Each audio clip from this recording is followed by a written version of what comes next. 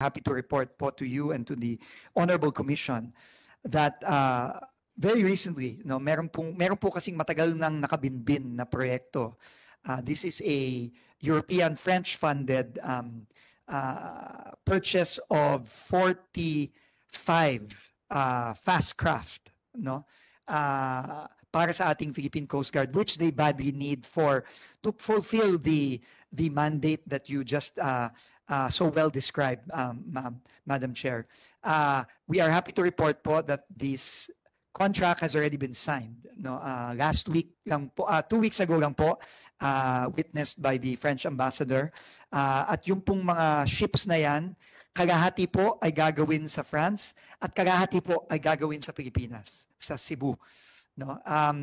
At ang pagkakaalam ko po, yung una pong kalahati, yung 20 plus, madideliver po bago po matapos ang term ni Pangulong Bongbong Marcos. Kaya ito po ay matagal na pong na-delay, pero ngayon po mabibigay na po natin sa ating Philippine Coast Guard.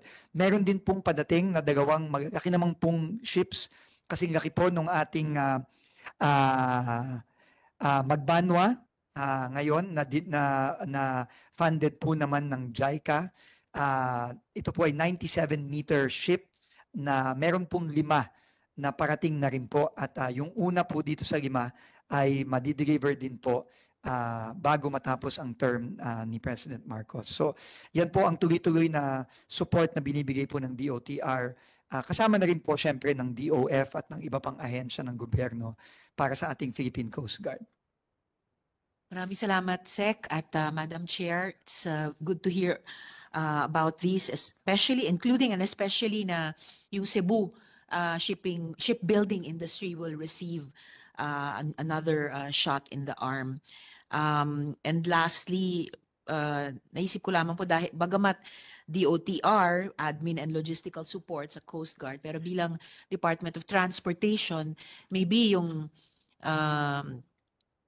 from the political side, at least yung thoughts ng department, paano yung maayos na conflict resolution sa West Philippine Sea or sa buong South China Sea can also have some input from yung vision nyo of transportation, both for the Philippines in the West Philippine Sea at lahat ng claimant countries at pati China sa buong South China Sea. So maraming salamat sa inyo, Sec. Good luck and maraming salamat, Madam Chair. Thank you very much, Thank you very much po. Senator Riza. We'd like to acknowledge the presence of Senator Lauren Legarda, Senator Alan Peter Cayetano, and Congressman Abet Garcia. We'll be going through the line of questioning. We will prioritize Senator Bongo, then Senator Migs, Kong Virgil Lacson, and then Senator Bato and Senator Congressman Marvy Marino. We'd like to acknowledge Senator Bongo for his questions and manifestation. Good day, Madam Chair, distinguished colleagues, and everyone in attendance. Kung tatanungin niyo lang si Secretary Vince, maubos ang buong araw niyo rito. Kayang-kaya niyang sagutin niya yan. Kahit hanggang bukas, lahat ng tanong ninyo. Kulang yung 1 oras. I would like to convey my full and utmost support for the ad interim appointment of Secretary Vince Dizon as Secretary of the Department of Transportation. Our appointee today is no stranger when it comes to public service. Secretary Vince has held various key positions in government during the Duterte administration. He served as president of the Bases Conversion and Development Authority, BCDA, where he led the agency to new heights. Under his leadership, the BCDA generated 48 billion in gross revenues, created approximately 400,000 job opportunities, and played a major role in attracting investments to the country's special economic zones. In recognition of his efficiency and effectiveness, he was then appointed in 2019 as Presidential Advisor for flagship programs and projects, tasked with overseeing the administration's massive infrastructure initiative, Build, Build, Build program, which was sought to modernize the country's infrastructure and stimulate economic growth. Kabisado na po ni Secretary Vince. In fact, yung Build, Build, Build na yan, parang beans yan. Sobrang talagang action man po ito si Secretary Vince. Best suited for the job. Always on the go ito, go lang to. At dahil nakita ni dating Pangulong Duterte ang kanyang dedikasyon at husay sa trabaho, siya po'y inatasan hindi lamang sa mga legacy infrastructure projects ng gobyerno, but he was also appointed as testing czar and deputy chief implementer of the National Task Force Against COVID-19, kung saan naging mahalaga ang kanyang papel sa pagpapatupad ng mga hakbang ng gobyerno laban sa pandemya. Di po natin mararating ito kung hindi rin po dahil sa kanyang sakripisyo sa panahon ng pandemya. Kahit saan mo yan, siya pang nagpipresenta kung saan siya ipapadala. Kung yung iba takot po ma-expose sa COVID, siya pa mismo ang pupuntahan ka talaga niya.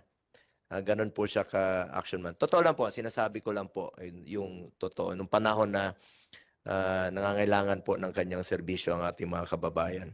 Hindi matatawaran ang kanyang dedikasyon, talino at galing sa pamamahala. Kasama po dati ni Secretary, then Secretary ng DFA, now Senator again, Alan Peter Cayetano. Magkasama po sila sa action parati. Kaya hindi may kakaila na karapat-dapat niyang pamunuan ng isang napaka-critical na departamento katulad ng DOTR.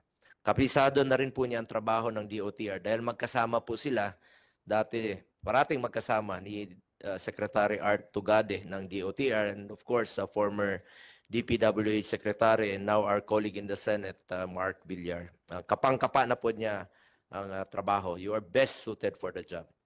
Madam Chair, the transportation sector plays a crucial role in economic development through a dependable and coordinated network of transportation systems, which enables safe and efficient movement of people and goods and services.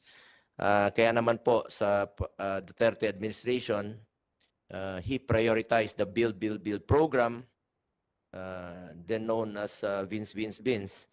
Sa ngayon, unti-unti na nating nakikita ang bunga ng mga proyektong ating sinimulan sa sektor ng Riles. Ang North-South Commuter Railway ay inaasahang magiging pangunahing linya ng mass transport sa Luzon. We also have the construction of LRT-1 Cavite Extension and the United Grand Central Station. I have also personally witnessed the lowering of the tunnel boring machine of the country's first ever Metro Manila subway project. We also made sure to rehabilitate MRT-3 to ensure shorter waiting time. We have also launched the Metro Manila Skyway Stage 3 during President Duterte's term na malaking ginhawa po para sa mga motorista.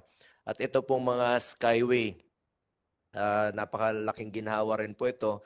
Kahit na yung iba naman po ay willing magbayad, kung sabi nga nila, kung igagastos nila yung pambayad sa gasolina habang nasa traffic, ibayad na lang nila yon. Sa mga mayayaman, kayang-kaya naman nila magbayad sa Skyway kesa nandun po sa traffic, na stuck up sa traffic.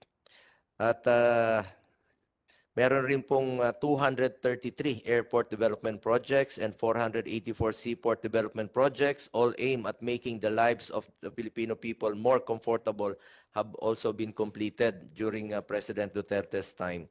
Kaya naman, Mr. Secretary, I appeal to you to capitalize on the gains of the Build, Build, Build program of the previous administration to ensure that no one will be behind in the road towards recovery. Pagpatuloy nyo lang po ang pagpapatupad ng mga makabuluhang proyekto po nung Build, Build, Build program, lalo na yung mga siguradong magdudulot ng ginhawa sa ating mga commuting public. At sana po, Secretary Vince, wag niyong pabayaan sa yung since from Build, Build, Build or Vince, magiging Vince, more programs na po ito. Sana po huwag mong pabayaan yung implementasyon ng Mindanao Railway Program, which holds a